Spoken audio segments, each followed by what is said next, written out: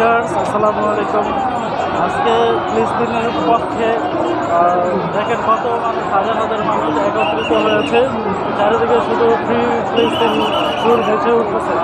আমি যদি একটু দেখাতে চাই, দেখেন হাজারো মানুষের ঢল। আপনারা একটু দেখেন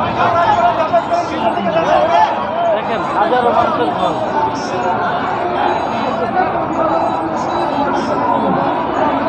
এত মানুষ শাহবাগের পরে দেখেন কি অবস্থা। সবাই চায় যেন, সারা বিশ্বের মুসলমানরা চায় যেন ফিলিস্তিনরা স্বাধীন রাষ্ট্র হিসেবে স্বীকৃতি পায়। দেখেন কি অবস্থা,